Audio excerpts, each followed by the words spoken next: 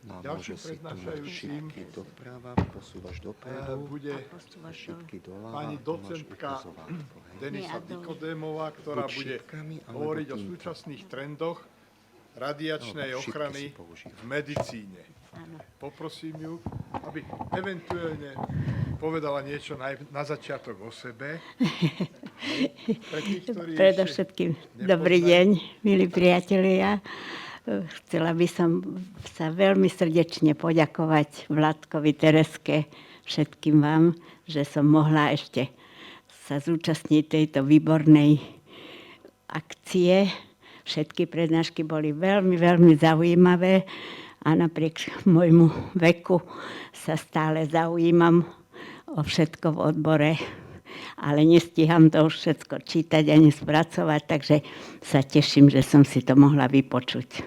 Som síce dôchodca, ale pracujem dosť odvážne pri štandardizácii zobrazovacích metód na ministerstve zdravotníctva a mám ešte aj doktorandov a sem tam ešte vyučujem, ma vytiahnu, keď potrebujú nejakú prednášku, takže sa snažím držať trochu ešte krok s odborom, ktorý bol mojou srdcovou záležitosťou celý život.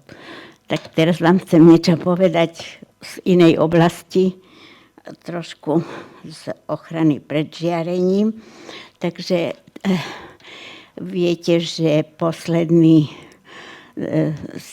taký dokument, ktorý ovplyvnil tú radiačnú ochranu, bol ten dokument Medzinárodnej organizácie ICRP z roku 2007 a v mnohých oblastiach a definíciách vyžaduje inováciu, zjednodušenie, zapracovanie zmien, ktoré vyplývajú z praktickej aplikácie zdrojov žiarenia, ako aj z výsledkov výskumu, ktoré sú získané v priebehu posledných rokov.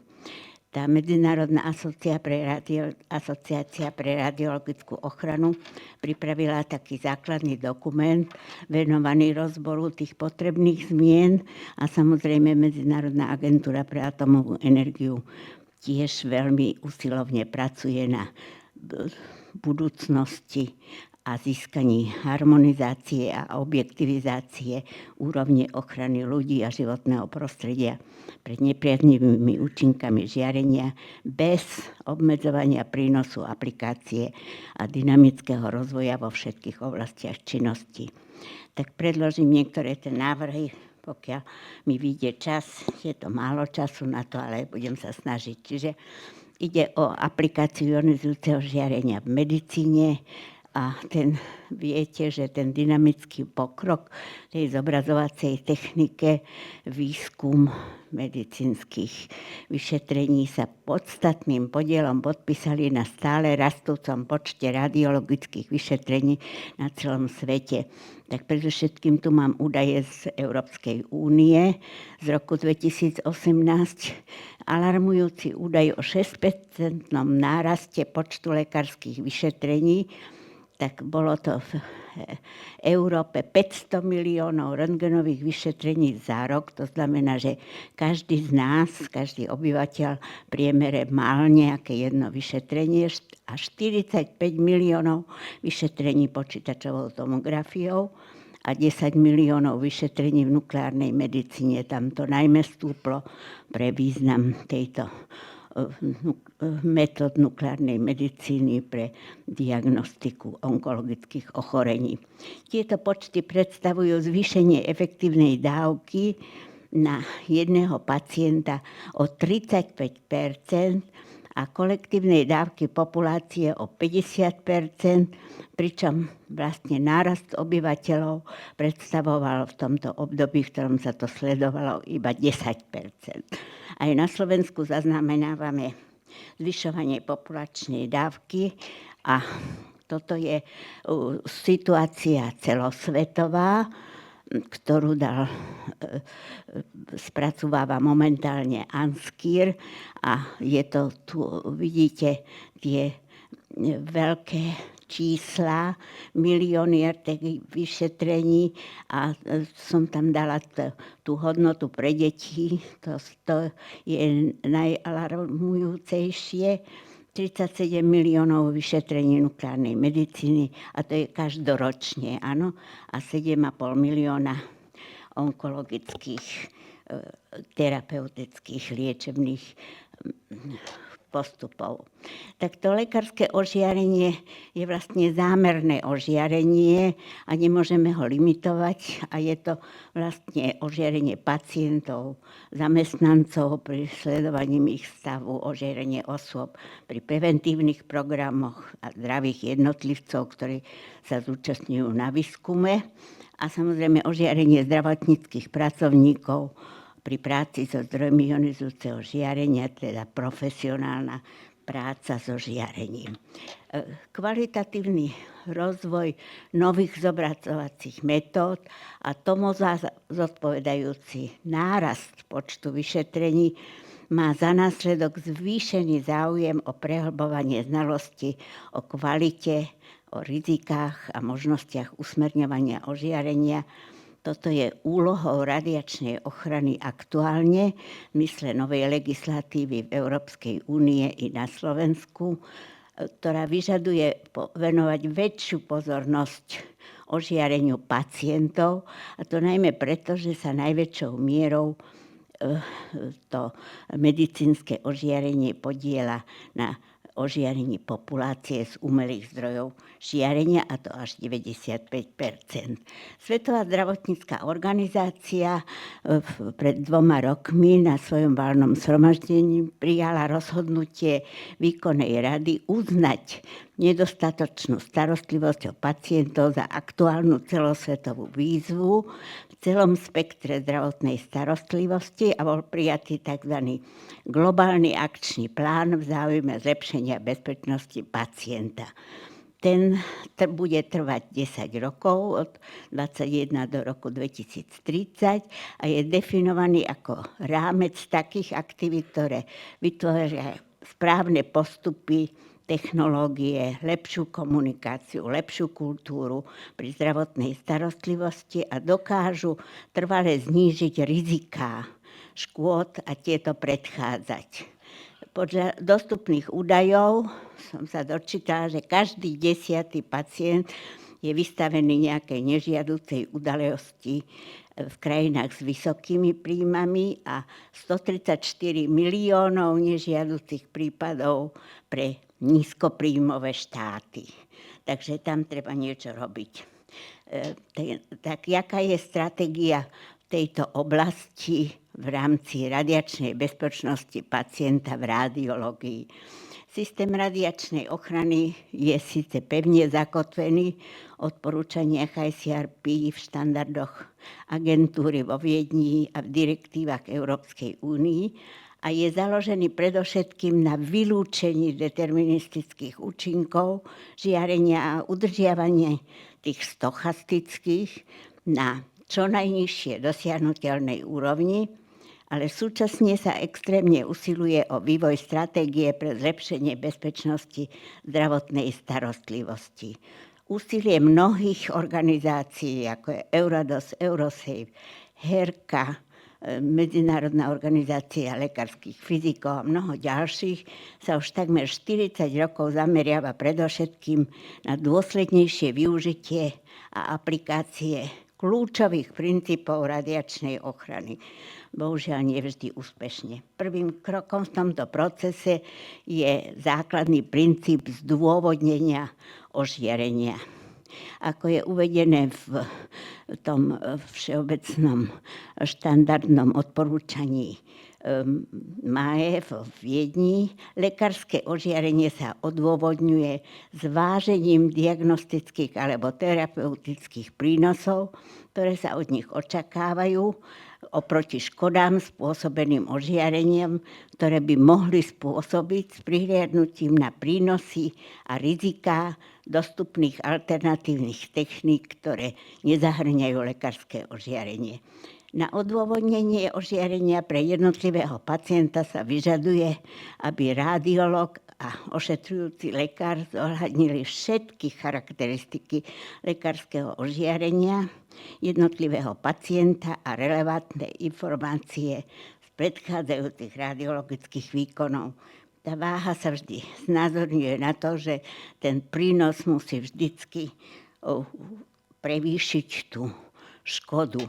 Aké sú tie hlavné témy radiačnej bezpečnosti pacienta? Je to získať minimálnu expozíciu žiarenia potrebnú pre optimálnu starostlivosť a bezpečnosť pacienta. Prehlbiť znalosti pri poskytovaní toho lekárskeho ožiarenia. Uľahčiť komunikáciu a dialog medzi poskytovateľmi starostlivosti a pacientom. Myslím, že toto je u nás veľmi zanedbané, že ten dialog sa veľmi málo kedy uskutočniť. Zlepšiť dôveru pacientov k poskytovateľom zdravotnej starostlivosti, zaviesť a optimalizovať národné diagnostické referenčné úrovne, o ktorých budem hovoriť, ktoré vlastne istým spôsobom sú takou mierou toho, či sa pracuje správne a či sa dodržujú štandardné postupy. Minimalizovať škodlivé účinky sledovaním kumulatívnej expozície a pomôcť pri najvhodnejšom výbere medzi modalitami a technikami a pri ich archivácii. Tak tu je také proste tie základné princípy sú to odôvodnenie a optimalizácia a vlastne vyjadruje sa to tou Hippokratesovou záležitosťou, kde povedal primum non nocere, teda robiť tak, aby sa neškodilo. A bolo to niekoľko storočí pred Kristom povedané. Tak tu som dala ešte raz vám známy koláč ožiarenia populácie rôznymi zdrojmi, aby som vám ukázala, že sme vždycky udávali donedávna, že tie medicínske zdroje žiarenia predstavujú zhruba 20% a už je to takmer 25%, a možno dneska už viac, toto je spred 2 rokov, údaj celosvetový a vidíte, že teda najväčší prispievateľom je ten radón, je to až skoro 40%, ale ten tak nerastie ako to lekárske ožiarenie práve. A tu vidíte teda, že ako je rozdelený ten príspevok v jednotlivých typoch vyšetrení tej celkovej dávke obyvateľov a že teda prevažuje obrovským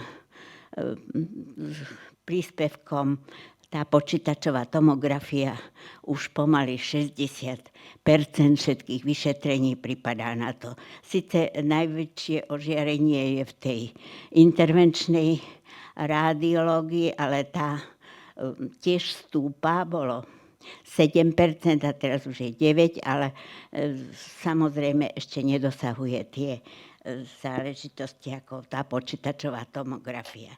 Tak tým ďalším, tým významným základným princípom je optimalizácia, že tie dávky sa musia udržiavať na tak nízkej úrovni, aká je rozumne dosiahnuteľná pri zohľadnení všetkých faktorov. Tak musí sa pri diagnostických vyšetreniach vyšetrovací postup zvoliť tak, aby proste boli čo najnižšie, pričom zníženie tých dávok nesmie obmedziť úroveň a kvalitu získavaných diagnostických informácií. No a na to zabezpečenie slúžia tzv. Diagnostické referenčné úrovne, ktoré ja som začala, keď som proste sa začala venovať tomuto, som veľmi pretláčala na všetky pracoviská, aby mali na stene tú diagnostickú referenčnú úroveň, aby sa vždy pozreli na obrazovku, že ako dosahujú alebo nedosahujú tú hodnotu, pretože ten rozptyl tých hodnot pre jednotlivé rovnaké typy vyšetrení je úžasný, niekedy rády, nepochopiteľne, keď existujú štandardné postupy. A toto sme sa zúčastnili na takej štúdii Európskej komisie, DOS Datamed sa to volalo, a je tu aj Slovensko zastúpené vďaka tomu, že máme teda tú kontrolu dávok už na 80% pracovísk radiodiagnostických pomocou systému počítačového na Ústave radiačnej ochrany v Trenčíne. Je to veľmi záslužná vec, tam je už vyše 800 000 záznamov a skutočne nám to veľmi pomáha v štatistike a v zohľadnení a vlastne reprezentácii navonok. Takže neobyšli sme až tak zle. Tam vidíte, že stále vidíte, tá zelená farba znamená, ako tá počítačová tomografia, ako prevláda vlastne v celej Európe. No a tak som si povedala, že vám ukážem, jak to vyzerá na Slovensku. Toto sme spravili taký sumár vyšetrení, ktoré boli vykonané počítačovou tomografiou v rokoch 2015 až 2022.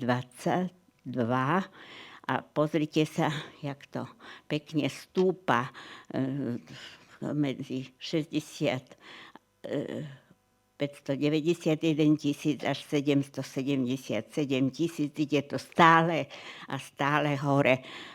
Chodíme predovšetkým presvedčovať tie pracoviská detskej radiológie, pretože deti sú citlivejšie na žiarenie ako dospelí.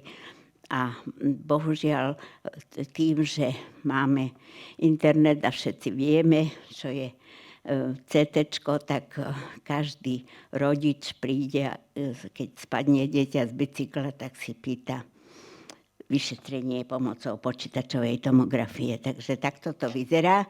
A máme teraz už takú štúdiu. Európska komisia v roku 2021 financovali 3-ročný výskumný projekt. Zúčastnili sme sa na ňom, zameraný na zlepšenie využívania zdôvodnenia tých vyšetrení. Prieskum sa sústredil práve na tie vyšetrenia počítačovej tomografie s ohľadom na ich najvyššiu frekvenciu a najväčší podiel na veľkosti ožiarenia. A do projektu sa prihlásilo 30 krajín a bolo cieľom zozbierať aktuálne informácie o opodstatnenosti CT vyšetrení a vyvinúť spoločnú metodiku auditovania tej odôvodnenosti. Prieskum sa uskutočnil pomocou rozoslania dotazníkov, ktoré obsahovali 37 otázok rozdelených do 5 kategórií. A v podstate výsledky tej zhrnuté v sieti európskych kompetentných orgánov HERKA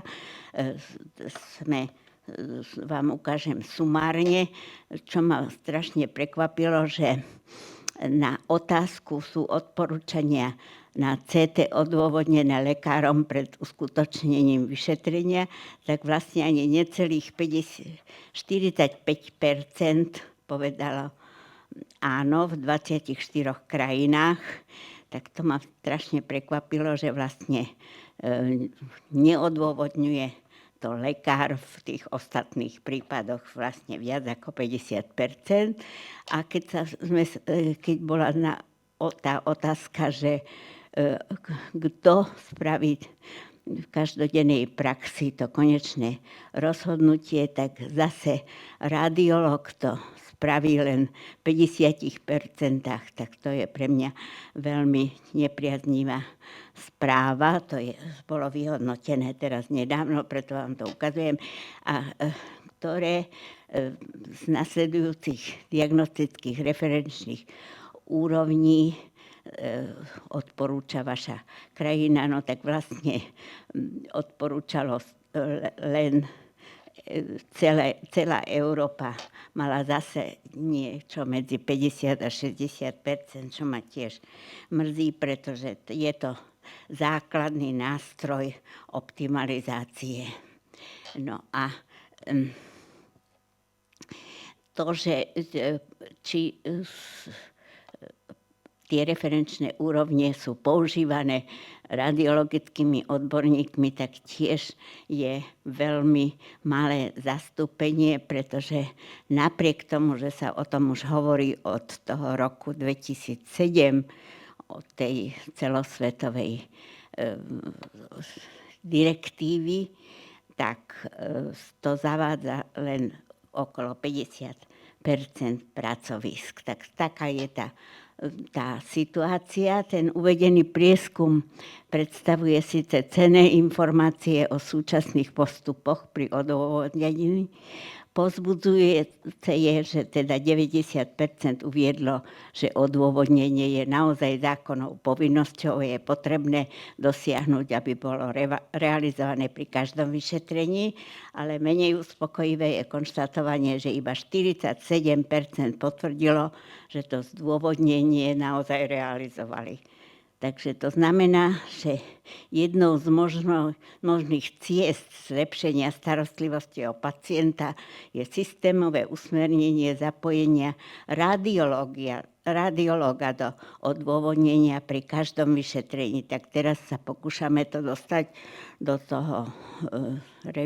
do revízie zákona o zdravotnej starostlivosti, že musí ten radiolog sa na to pozrieť. Lebo fakt je ten, že niekedy zoberie tú žiadanku od všeobecného lekára, dostane do rúk ten technik a on to samozrejme vykoná, až potom to vidí väčšinou radiolog a má to byť opačne. Takže tuto je veľký záujem v súčasnosti. Je to jedna z tých systémových vecí, ktorá sa má riešiť v blízkej budúcnosti, že minimalizovať opakované radiologické zobrazenia. Určite sa aj vám to stalo, že v podstate prídete na ďalšie pracovisko. Aj mne to naposledy povedali pri röntgenovaní chrbtice, že no a čo sa stane, keď pôjdete ešte raz? Nevedeli si prečítať na maili nájsť ten snímok, ktorý som mala z predošlého pracoviska. Áno, takže Medzinárodná agentúra vo Viedni publikovala stanovisko k posilneniu radiačnej ochrany u tých pacientov, u ktorých sa predpokladá prekročenie tých diagnostických referenčných úrovní a dosiahnutie 100 milisievert a viac pri lekárskych vyšetreniach v priebehu 1 až 5 rokov. Výsledky niekoľkých retrospektívnych štúdií ukázali, že rozsah prípadov tej vyššej kumulatívnej individuálnej expozície je väčší, ako sa vôbec myslelo, že môže byť. Opakované zobrazovanie sa využíva na zvládnutie rôznych zdravotných stavov, keď sú súpne nádory, to je samozrejme konečné štádia zlyhania obličiek a kardiovaskulárne a tak ďalej. Ten pán Rehany, toho určite poznáte, bol šéfom vo Viedni tej lekárskej toho odvetvia lekárskeho ožiarenia. Veľmi často chodil aj do Bratislavy, robili sme spoločné experimenty, tak jeho štúdia analyzovala efektívne dávky u 2,5 milióna pacientov. V tejto skupine sú uvedené aj zistenia zo Slovenska pomocou trekovania pacientských dávok v tom systéme Dose Control Quality v Trenčine. Bolo analyzovaných viac ako 800,000 pacientov, vyšetrených prevažne pomocou počítačovej tomografie, pričom kumulovaná efektívna dávka v priebehu 5 rokov prekročila 100 milisievert až u 1,5% pacientov. Čiže v najnovšej práci bolo detailným analyzovaním zistené, že 10% z týchto ľudí, ktorých zachytil ten pán Rehany v tomto projekte, nemalo diagnózu nádorového ochorenia a 1,4 pacientov bolo vo vekovej kategórie do 40 rokov. Čiže to sú alarmujúce údaje. Tuto je tá proste celková tabuľka, celkový počet pacientov, ktorí mali do 5 rokov je veľmi vysoký, ktorí mali do 5 rokov vyššie osobné dávky ako 100 milisievert. No a tuto je vidieť aj ten maximálny počet pacientov na Slovensku. Bolo to tých 1,5%, tak to sú len také ukážky toho, že sa v tom niečo robí, aby sa nesmeli tak často opakovať tie hodnoty. Takže v tom prípade došlo samozrejme k prekračovaniu tých diagnostických referenčných úrovní a bolo to vo veľkom množstve dát a tie údaje boli zozbierané z 344 nemocníc a z viac ako 500 tých zariadení na počítačovú tomografiu. Takže nástroje, aké máme pre tú optimalizáciu, tak je to predovšetkým analýza tých individuálnych dávok a ich využitie pre vytvorenie prehľadov o radiačnej záťaži pre konkrétne zobrazovacie postupy. Tak to je ten kľúčový nástroj optimalizácie radiačnej ochrany a samozrejme tým aj znižovania dávok.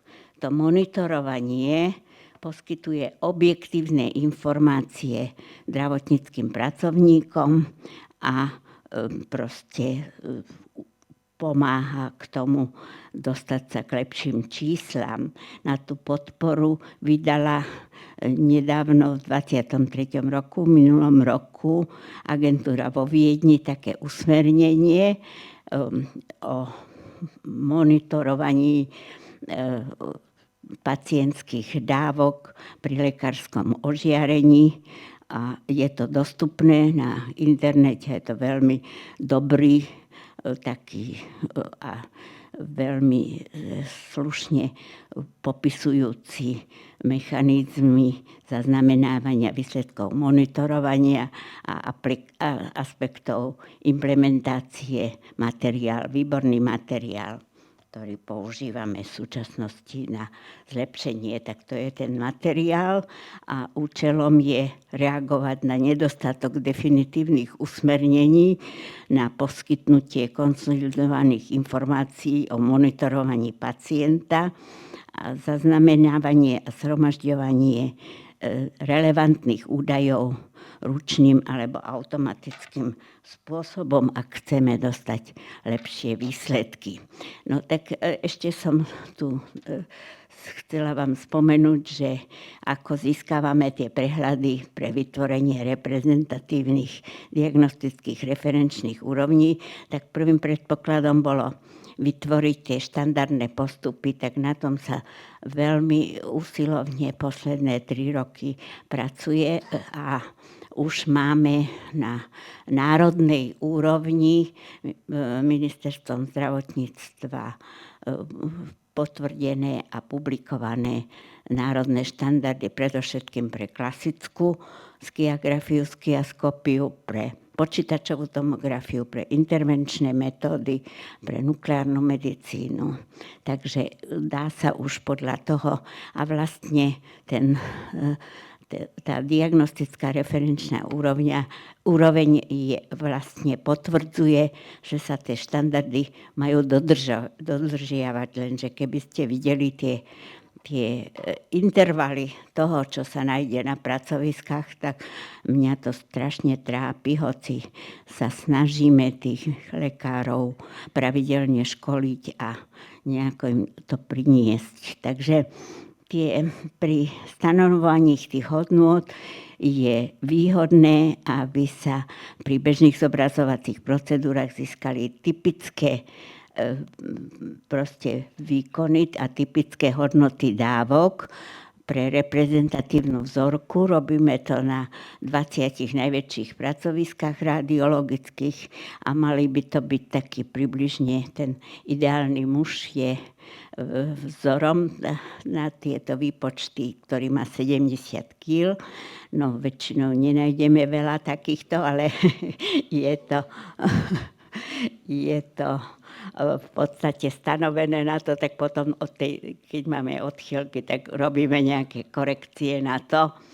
No a osobitnú pozornosť venujeme pediatrickému zobrazovaniu. Máme na SZU taký detský fantom so zabudovanou kostrou a na tom robíme tie rôzne diagnostické referenčné úrovne pre jednotlivé typy vyšetrení. Takže to vás nejdem tým zaťažovať, ako sa to robí, ale mali by sa...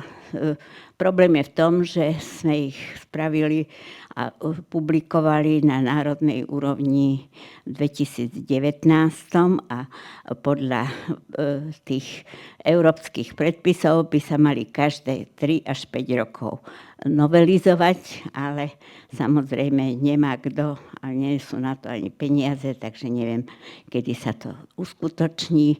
Bohužiaľ tie metódy sa tak rýchlo menia, najmä tie typy CT zariadení sú stále výkonnejšie a sofistikovanejšie, takže bolo by veľmi vhodné, aby sa to mohlo naozaj inovatívne robiť a samozrejme to treba chodiť na tie pracoviská a merať a doniesť čo najviac výsledkov, aby sa to mohlo dať na národnej úrovni.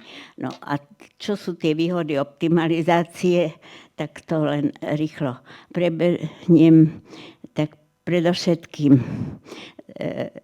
tá minimalizácia tých škodlivých účinkov a jedným z tých najdôležitejších vecí by bolo uľahčiť ten dialog s poskytovaním zdravotnej starostlivosti. Dokonca sa v tých medzinárodných kruhoch hovorí o tom, že by mal ten radiolog toho pacienta oboznámiť s tým, čo sa robí, ako sa robí, aké je v tom riziko. No neviem, ktorý má na to čas a ktorý to robí. Myslím si, že tá dôvera pacientov nie je až taká vysoká k tomu poskytovateľovi. No a vlastne pomoc pri výbere medzi modalitami a technikami je tiež dôležitou súčasťou tej optimalizácie. Tak som ešte chcela, bolo by potrebné povedať, že v súčasnosti sa veľký dôraz dáva na to, že je pôsobenie ionizujúceho žiarenia je rozdielne trochu pre ženy a mužov, čiže teraz sa vlastne zatiaľ to nerozlišujeme pri tom hodnotení toho žiarenia, ale bude to v blízkej budúcnosti nutné, takže bude potrebné všetky tie koeficienty a všetky základné formulácie meniť vzhľadom na vek a na pohlavie toho pacienta. Takže v prednáške som chcela poukázať na niektoré problémy pri dodržiavaní základných princípov radiačnej ochrany a jedným z najvýznamnejších príčin sú nedostatočné znalosti a nezáujem zdravotníckych pracovníkov o radiačnú ochranu. Bohužiaľ sa s tým stretávame na všetkých tých pracoviskách a nevieme to zatiaľ získať vo vyššom záujme. Ako ukazujú výsledky tých trekovania pacientských dávok, za ktoré vďačíme iniciatíve URO, že zbiera tie dáta, takže by sme mohli v celosvetovom prehľade získať ešte aj nižšie hodnoty tých diagnostických referenčných úrovní a proste znížiť celkovú dávku populácie. Chýba nám však kolektív, ktorý by túto problematiku sledoval a upravoval a myslím si, že Medzinárodná komisia pre radiologickú ochranu sa domnieva, že iba rozsiahla spolupráca a otvorená komunikácia členských krajín umožní splniť tie ciele súčasnej revízie systému a filozofie radiačnej ochrany. Ďakujem vám za pozornosť.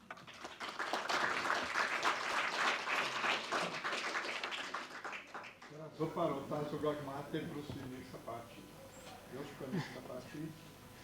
Ďakujem za zaujímavé údaje. Ja som sa chcel spýtať, keď som pred 25 rokmi robil vo Viedni, tak vtedy sa tak opatrne začalo diskutovať, či ten princíp čo najnižšie dávky alára, či je správny, že to nie je vedecky podložené. Takže moja otázka je, neobjavuje sa niečo podobného náznaky, že nie, že je najlepšie nulové dávky, ale že by bolo dobré optimálne dávky.